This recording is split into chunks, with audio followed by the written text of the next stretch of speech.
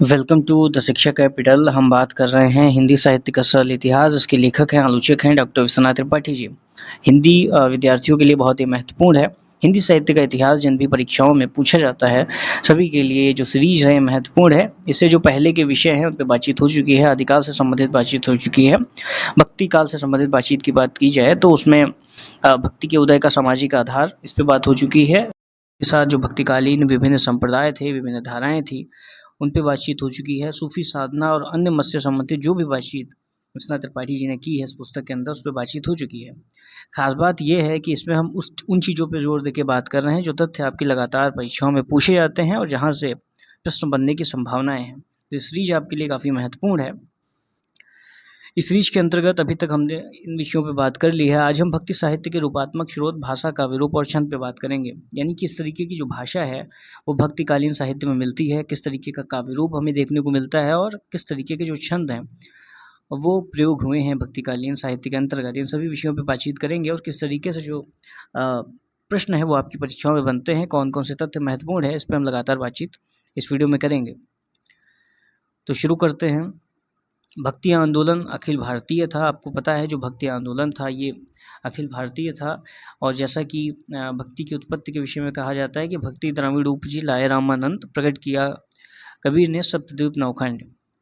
तो इस तरीके से आप देखेंगे कि अखिल भारतीय किस तरीके से था। यानी कि भक्ति आंदोलन में आप देखेंगे महाराष्ट्र से नामदेव हैं, पंजाब से गुरु नानक जी हैं। इस तरीके से आप देखेंगे देश के कोने-कोने से जो है संत समाज इस आंदोलन में शरीक होता है। तो ये एक आंदोलन जो था वो अखिल भारतीय आंदोलन था। ये महत्वपूर्ण चीज़ है, ये आपको ध्यान रखना है, परीक्षा में यहाँ से प्रश्न बन सकता है। इसका परिणाम क्या हुआ? इसका परिणाम यह हुआ कि लगभग पूरे देश में मध्य देश की काव्य भाषा हिंदी ब्रजभाषा का प्रचार-प्रसार हुआ। भक्ति साहित्य में ब्रजभाषा और अवधी भाषा का एक महती भूमिका रही। जो मध्य देश की काव्य भाषा थी यानी कि जो हिंदी ब्रजभाषा थी, उसका प्रसार जो हुआ वो काफ़ी हुआ, क्योंकि भक्तिकालीन जो साहित्य आप देखेंगे एक बड़ी संख्या में जो है ब्रजभाषा में लिखा जा रहा है। इसमें आप देखते हैं सूरदास जी हैं और तमाम रचनाकार हैं जो ब्रजभाषा का आलंबन लेके अपनी रचनाएँ कर रहे हैं। तो ब्रजभाषा का काफ़ी प्रचार हुआ। अखिल भारतीय आंदोलन था और ब्रजभाषा ने माध्यम का काम किया, तो ब्रजभाषा का क्या हुआ, एक अखिल भारतीय प्रचार प्रसार हुआ। आगे है कि नामदेव यदि अपनी भाषा अर्थात मराठी में और नानक देव पंजाबी में रचना करते तो ब्रजभाषा में भी रचनाएं करते थे। यहाँ पे महत्वपूर्ण बात ये दी गई है, आपको पता है महाराष्ट्र से संबंधित है नामदेव जी। इनकी जो भाषा थी, इनकी जो मातृभाषा थी वहाँ की वो मराठी थी। नानक देव जी की जो थी वो पंजाबी थी, लेकिन ये हिंदी में भी रचनाएँ करते थे, ब्रजभाषा में भी रचनाएँ करते थे। तो ये ख़ास बात है। इस तरीके से आप देख रहे हैं कि ब्रजभाषा का जो प्रचार हुआ वो पूरे देश में हुआ, जो कि मध्य देश की भाषा मानी जाती थी। मध्य देश की जो काव्य भाषा उस समय प्रसिद्ध थी, उसको जो है एक तरीके का उसका अच्छा प्रचार प्रसार हुआ। आगे क्या है कि 14वीं शती में दिल्ली में केंद्रीय सत्ता स्थापित होने के बाद जब सड़कें आदि बड़े पैमाने पर बनी, व्यापार की बढ़ोतरी हुई, तो देश के विभिन्न क्षेत्रों के लोगों का मिलना जुलना भी बढ़ा। जाहिर सी बात है, जब केंद्रीकृत, जैसा कि आपको पता है जब आप आदिकाल पढ़ रहे थे तो आदिकाल में कमी ये थी कि आदिकाल में जो है कोई केंद्रीकृत सत्ता हमें देखने को बहुत लंबे समय तक नहीं मिलती हर्षवर्धन के बाद।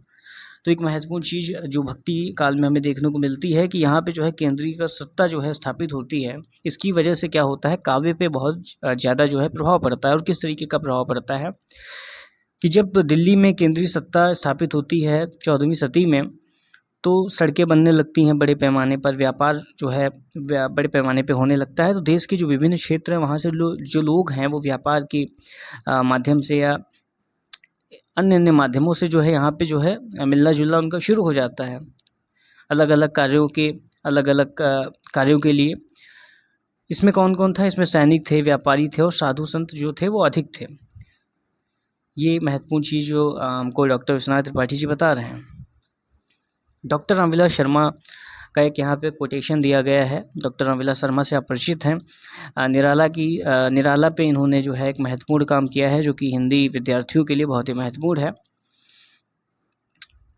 इन्होंने कहा कि 15वीं शती, 16वीं शती और 17वीं शती में यहाँ व्यापार की बड़ी बड़ी मंडियाँ कायम होती थी। जैसा कि आपने देखा कि जब दिल्ली में केंद्रीय सत्ता स्थापित हुई थी, तो वहाँ पे किस तरीके की हलचल हुई थी, और आगे इसके विषय में ये कह रहे हैं कि 15वीं 16वीं और 17वीं शती में यहाँ व्यापार की बड़ी-बड़ी मंडियाँ कायम होती हैं। 2500 नगर व्यापार और सांस्कृतिक आदान-प्रदान के केंद्र बनकर उठ खड़े होते हैं।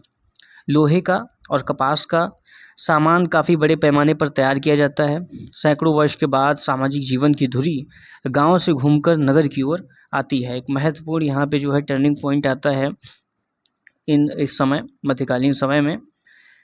इस समय सामाजिक जीवन की बागडोर सामंतों के साथ साथ व्यापारियों के हाथ में आ जाती है। खास परिवर्तन जो आता है वो ये कि सामंतों के हाथ में तो बागडोर आदिकालीन समय में भी है। हाँ, एक चीज़ है कि वहाँ पे केंद्रीय सत्ता का अभाव है, लेकिन छोटे-छोटे सामंतों के हाथों में छोटी-छोटी रियासतें थी, क्षेत्र था। लेकिन यहाँ पे खास परिवर्तन भक्तिकालीन समय में होता है, मध्यकालीन समय में होता है कि व्यापारियों के हाथ में भी जो है बागडोर सामाजिक जीवन की आ जाती है। सिक्कों का क्या होता है, प्रचलन बढ़ जाता है। एक महत्वपूर्ण तथ्य आपको ध्यान रखना है, समाचार भेजने के लिए हरकारों की व्यवस्था होती है। समाचार भेजने के लिए हरकार यानी कि एक तरीके का दूर संचार, जो मतलब पत्र, समाचार को पहुंचाने वाले, इस तरीके से आप कह सकते हैं। तो समाचार पत्र को जो पहुंचाते थे एक स्थान से दूसरे स्थान तक, तो समाचार भेजने के लिए हरकार की व्यवस्था होती है। आज की भाषा में कहें तो एक प्रकार की दूर संचार व्यवस्था कायम होती है।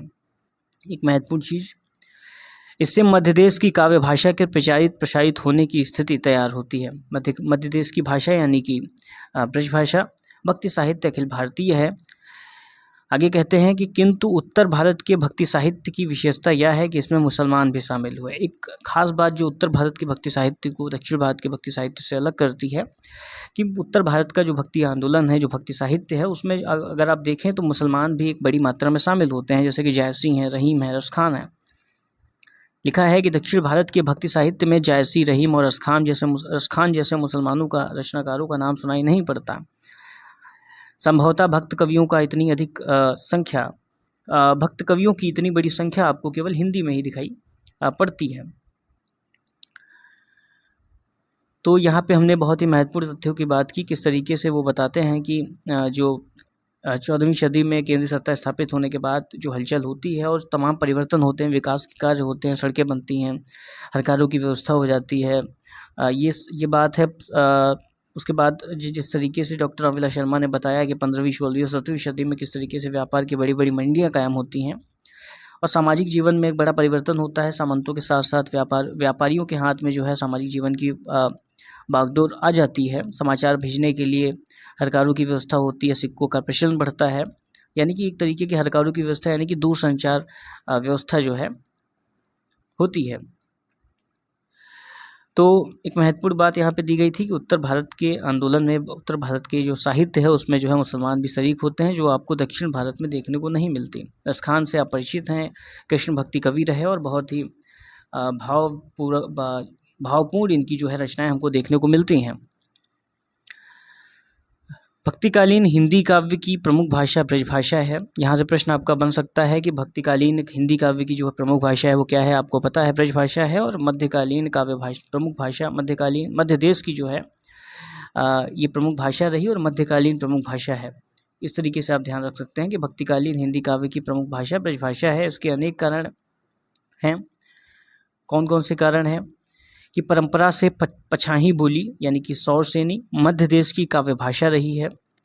ब्रजभाषा आधुनिक आर्य भाषा काल में उसी सौरसेनी का रूप थी। इसमें सूरदास जैसे महान लोकप्रिय कवि ने रचना की। सूरदास से अपरिचित हैं, हिंदी के कृष्ण भक्ति कवियों के अग्रणी हैं और अष्टछाप में भी शामिल थे, यानी कि जो 1565 में विट्ठल नाथ ने जो है स्थापना की थी अष्टछाप की, उसमें शामिल थे। और इनकी कई रचनाएं सूरसागर, सुरसारावली और साहित्य लहरी ये प्रसिद्ध रचनाएं हैं और इनको जो है वात्सल्य रस का सम्राट भी माना जाता है। तो इनके विषय में कुछ महत्वपूर्ण तथ्य जो आपकी परीक्षाओं में लगातार पूछे जाते हैं। तो ये भाषा जो है सूरदास के काव्य का आलंबन बनी, ये आपको ध्यान रखना है। आगे बात करते हैं। और वह कृष्ण भक्ति के केंद्र ब्रज की बोली थी, जिसका अभी जिक्र हो रहा है कि किस तरीके से जो है जो ब्रज भाषा है वो आधुनिक आर्य भाषा काल में उसी सौरसेनी का रूप थी। इसमें जो है सूरदास जैसे लोगों ने रचनाएं की और वह कृष्ण भक्ति के केंद्र ब्रज की बोली थी।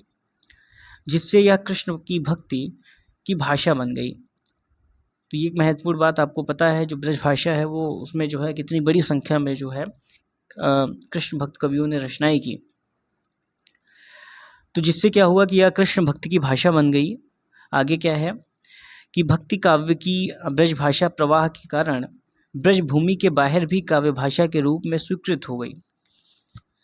एक महत्वपूर्ण बात जो यहाँ पे दी गई है कि जो ब्रज भाषा है उसका जो क्षेत्र है वो ब्रज भूमि के बाहर भी जो है व्याप्त होने लगा। किस तरीके से देशव्यापी वो भाषा बनी, इसलिए बाद में कहा गया कि ब्रजभाषा हेतु ब्रजवास ही ना अनुमानो, यानी इस तरीके की जो उसके ब्रजभाषा के लिए बात कही गई। इसका कारण ये था कि जो ब्रजभाषा का क्षेत्र है वो किस तरीके, जो दायरा है उसका वो किस तरीके से बढ़ता है, ये यहाँ पे महत्वपूर्ण बात है। पूर्व मध्यकालीन साहित्य में ब्रजभाषा एक प्रकार से भक्ति काव्य का पर्याय बन गई है।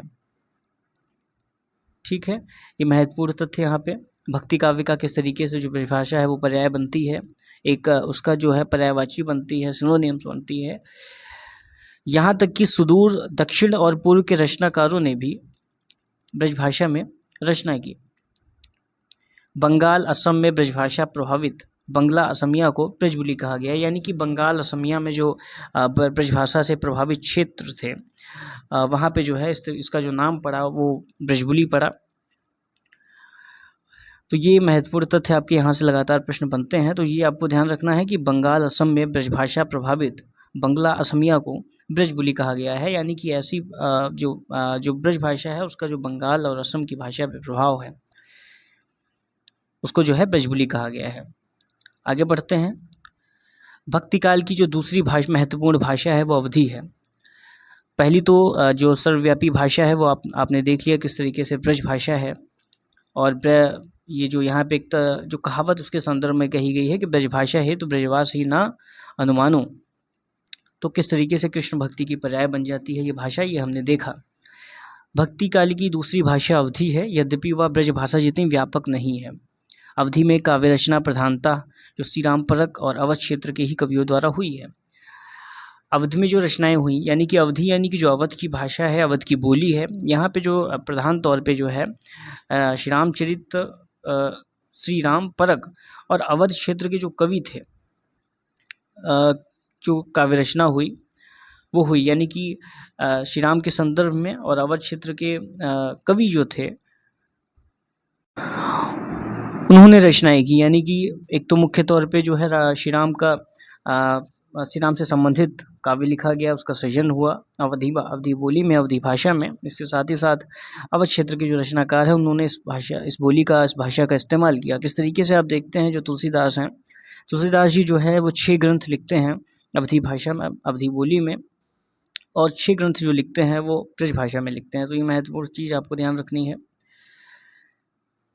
आगे बढ़ते, हिंदी के सूफी कवि अवध क्षेत्र के ही थे, फिर भी यदि उन्होंने अवधी में प्रबंध काव्य लिखे तो उसकी कोई परंपरा अवश्य रही होगी। तो ये सूफी कवियों के संदर्भ में बातचीत हो रही है। प्राकृत पेंगलम के अनेक छंदों की भाषा अवधी कहीं कहीं व्यवस्थित रूप में दिखलाई पड़ती है। यानी कि प्राकृत पेंगलम जो ग्रंथ है उसमें जो है अवधी का हमें लक्षण दिखाई पड़ता है कई जगह पे, और वो भी व्यवस्थित तौर पे डॉक्टर विश्वनाथ त्रिपाठी कह रहे हैं कि व्यवस्थित तौर पे दिखाई देती है। राहुल जी यानी कि राहुल संकृत्यायन ने जो पौमचर्यु ग्रंथ है, जो कि जिसके लेखक हैं आप स्वयंभू, जो इनके लेखक हैं स्वयंभू से आप परिचित हैं, ये अपभ्रंश के कवि हैं। राहुल संकृत्यायन कहते हैं कि पौमचर्यु की भाषा में कुंजी के शब्दों को अवधि कहा है।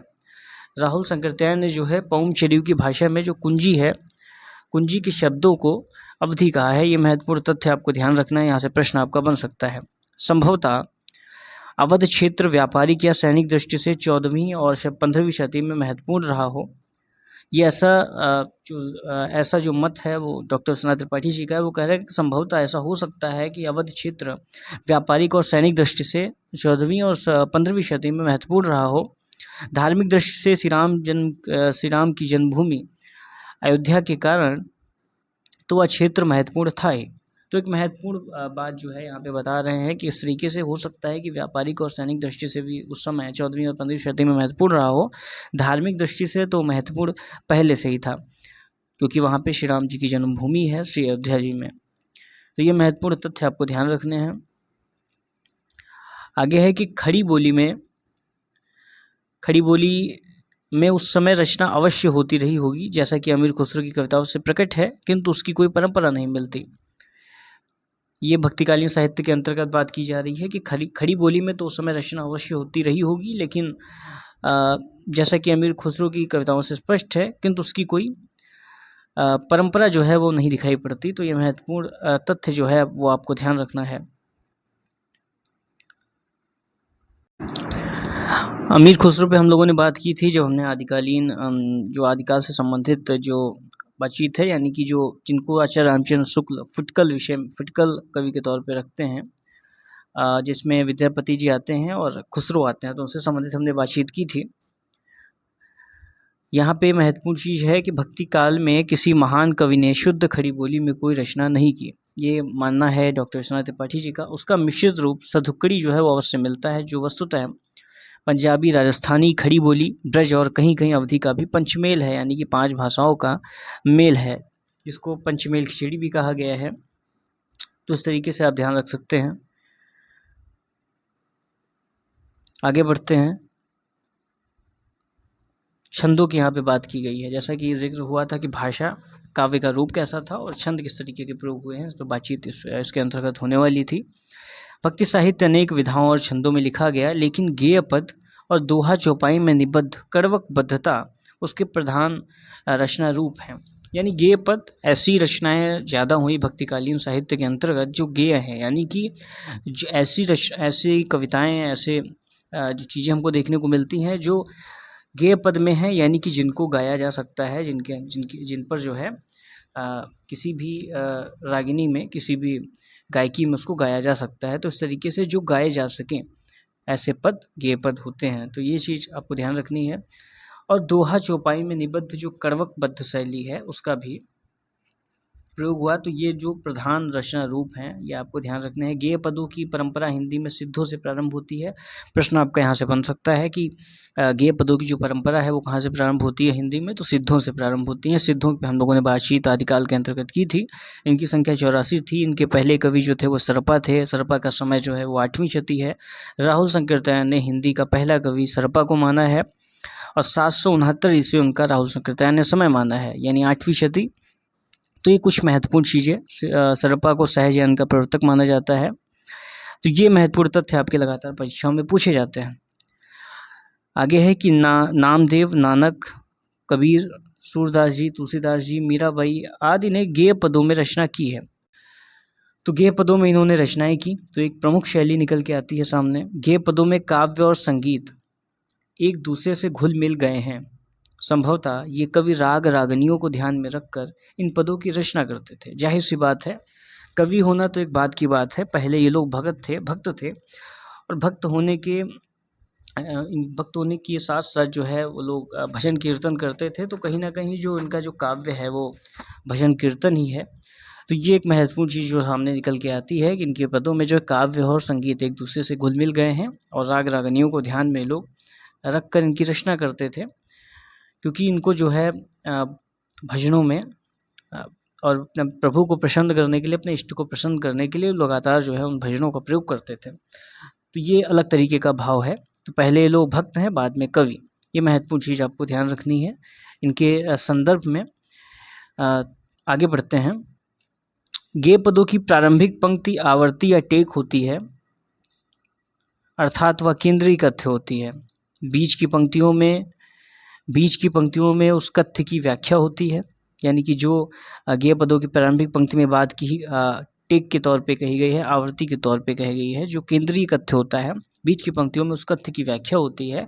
और अंतिम में क्या होता था, अंतिम में जो रचनाकार है वो अपना नाम डालकर गेय पद समाप्त करता था। तो एक तरीके से जो उनका नाम है, जैसे कई पद हैं, मीराबाई के जी पद हैं, सूरदास जी के भी पद हैं, उनमें अगर आप देखें तो इस तरीके की शैली, यानी कि अगर आप देखें इनके गेय पदों में जो है अंतिम में उनका नाम मिलेगा। इस तरीके की शैली का प्रयोग होता था। वो जो नाम ही है वो कहीं ना कहीं इनके कॉपीराइट को हमें बताता है कि वो किसका है, वो गीत किसका है। तो एक कॉपीराइट के तौर पे उनका नाम जो है हमारे सामने आता है और हम जान जाते हैं कि ये पद जो है वो किसका है। आगे बढ़े। जैसे कि जो पद की अगर बात करें कि किस तरीके का जो पद है वो हमें देखने को मिलता है जो गेय पद के अनुकूल है। जैसे कि मीरा जी का एक पद है कि बसो मेरे नैनन में नंदलाल, मोहन मूरति सांवरी सूरति, नैना बने रसाल, मोर मुकुट मकराकृत कुंडल, अरुण तिलक दिए भाल, अधर सुधारस मुरली राजत उर बैजंती माल, क्षुद्र घंटिका कटि तट शोभित नुपुर शब्द रसाल, मीरा प्रभु संतन सुखदाई भक्त बछल गोपाल। यानी कि मीरा प्रभु संतन सुखदाई, यहाँ पे इन्होंने अपना जिक्र कर दिया कि मीरा के जो प्रभु हैं वो संतन सुखदाई हैं। तो इस तरीके से जो गेय पद में जो है अंतिम में रचनाकार अपना नाम डाल के जो है गेय पद को संपूर्ण करता था। तो ये चीज़ आपको ध्यान रखनी है। ऐसे ही तुलसीदास जी के जो है तमाम आपको पद मिल जाएंगे, सूरदास जी के मिल जाएंगे, कबीरदास जी के मिल जाएंगे, गुरु नानक जी के मिल जाएंगे, जिसमें अंतिम में वो लोग अपना नाम डाल के जो है पूर्ण आहुति देते थे उस गीत को। तो ये महत्वपूर्ण तथ्य आपको गेय पदों के अंतर्गत ध्यान रखनी है। दोहा चौपाइयों की परंपरा जो है वो सरपा से मिलने लगती है। आपको पता है सरपा की बातचीत हो चुकी है। सरपा जो हैं सिद्ध कवि हैं, सिद्धों में गिने जाते हैं, सिद्धों के प्रथम कवि हैं। दोहा चौपाइयों की जो परंपरा है, यानी जिस परंपरा का निर्वहन मध्यकालीन साहित्य में हो रहा है, यानी कि तुलसीदास जी के यहाँ और जयसी के यहाँ, तो दोहा चौपाइयों की जो शैली है ये सरपा से हमको मिलने लगती है। प्रश्न आपका यहाँ से बन जाएगा कि दोहा चौपाइयों की परंपरा किससे शुरू होती है, किससे मिलने लगती है। किंतु सरपा ने कोई प्रबंध काव्य नहीं लिखा, ये महत्वपूर्ण तथ्य लगता है। दोहा चौपाइयों में प्रबंध काव्य लिखने के लिए अवधि की जो प्रकृति है वो अधिक अनुकूल है, ये मानना है डॉक्टर विश्वनाथ त्रिपाठी का।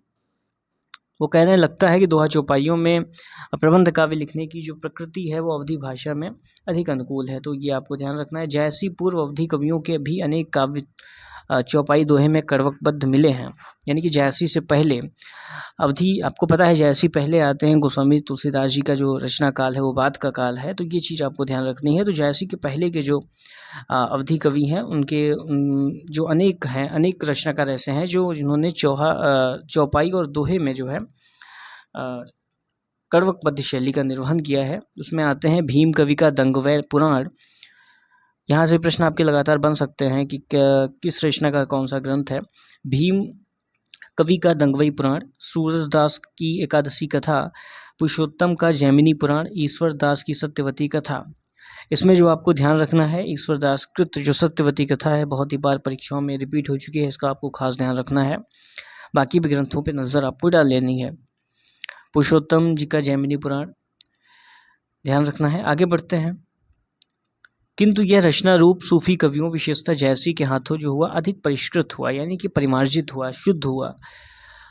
ये आपको ध्यान रखना है कि बाद में जब जैसी आते हैं तो जो सूफी कवि हैं उनके विशेष तौर पे जैसी के हाथों जो क्या हुआ, इस रचना रूप का जो है जो दोहा चौपाई दोहे की शैली है, करवकबद्ध शैली है, इसका जो है परिमार्जन होता है। ये आपको ध्यान रखना है। गोस्वामी तुलसीदास जी ने इसे चरमोत्कर्ष पर पहुंचा दिया। आपको पता है जो गोस्वामी तुलसीदास जी के द्वारा लिखा गया है श्री रामचरितमानस है, उसमें भी जो है दोहा चौपाई शैली का निर्वहन किया गया है। तो ये आपको ध्यान रखना है।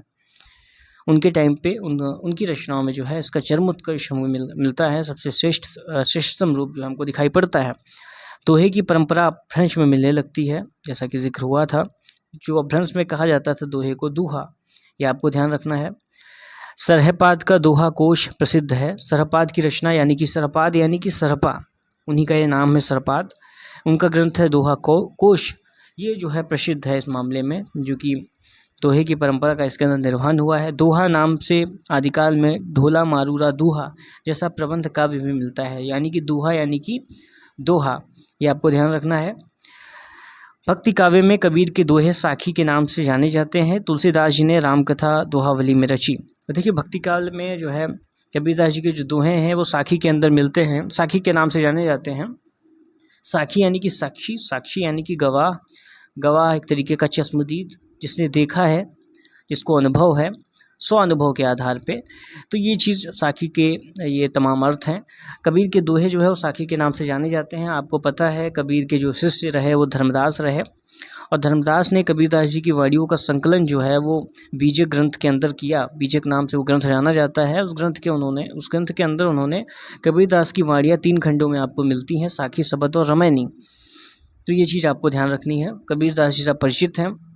इनका जन्म जो हुआ वो काशी में हुआ, लहरतारा स्थान पे मिले और जुलाहा दंपत्ति ने इनका पालन पोषण किया और बाद में जुलाहे के व्यवसाय में ही ये प्रवृत्त हुए और रामानंद इनके जो है गुरु रहे।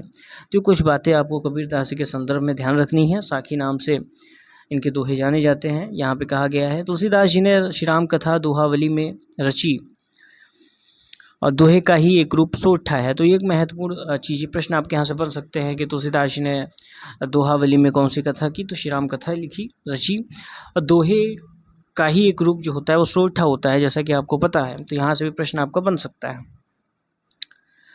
आगे बढ़ते हैं। छप्पई, सवैया, कवित्त, भुजंग प्रयात, बावई, हरिगीतिका आदि भक्ति काव्य के बहुप्रयुक्त छंद हैं। बहुप्रयुक्त यानी जो बहुत बार प्रयोग किए गए छंद हैं।